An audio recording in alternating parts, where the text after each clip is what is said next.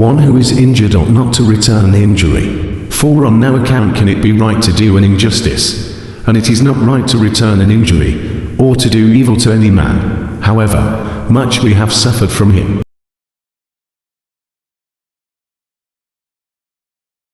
Give me beauty in the inward soul, may the outward and the inward man be at one.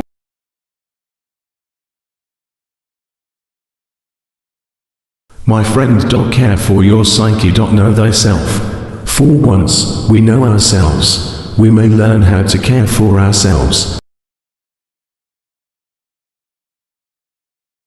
If you want to be a good saddler, saddle the worst horse, for if you can tame one, you can tame all.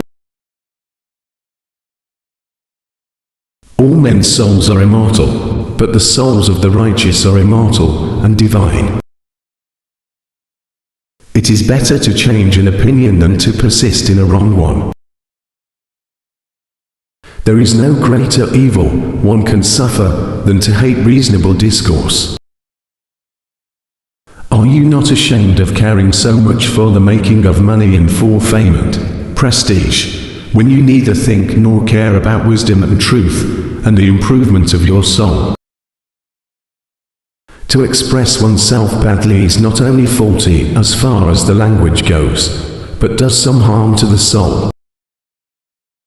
My plainness of speech makes them hate me, and what is their hatred but a proof that I am speaking the truth?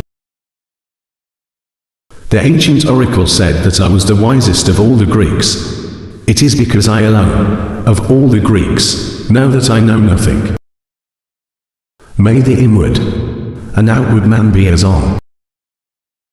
Wealth does not bring about excellence, but excellence makes wealth and everything else good for men, both individually and collectively.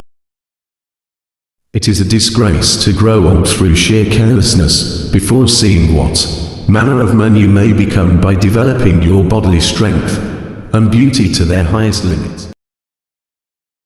A system of morality, which is based on relative emotional values, is a mere illusion, a thoroughly vulgar conception, which has nothing sound in it and nothing true. Such as thy words, as such will thine affections be esteemed, and such as thine affections will be thy deeds, and such as thy deeds will be thy life. And so they grow richer and richer, and the more they think of making a fortune, the less they think of virtue. For when riches and virtue are placed together in the scales of the balance, the one always rises as the other falls. I desire only to know the truth, and to live as well as I can. And, to the utmost of my power, I exhort all other men to do the same. I exhort you also to take part in the great combat, which is the combat of life, and greater than every other earthly conflict. As for me, all I know is that I know nothing, for when I don't know what justice is, I'll hardly know whether it is a kind of virtue or not, or whether a person who has it is happy or unhappy.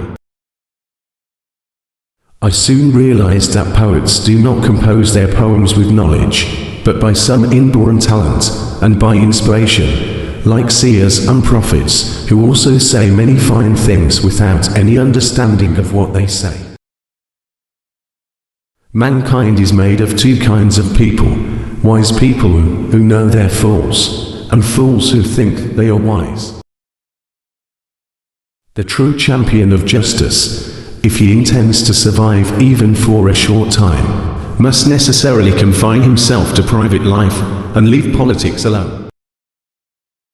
Smart people learn from everything and everyone, average people from their experiences.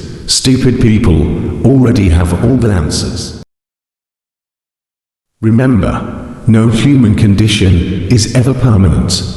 Then you will not be overjoyed in good fortune, nor too sorrowful in misfortune.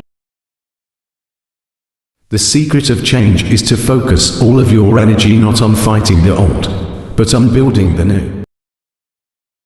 A man who really fights for justice must lead a private, not a public, life if he is to survive for even a short time.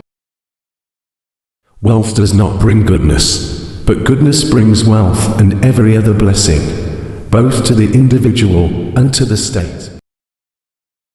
Worthless people live only to eat and drink. People of worth eat and drink only to live.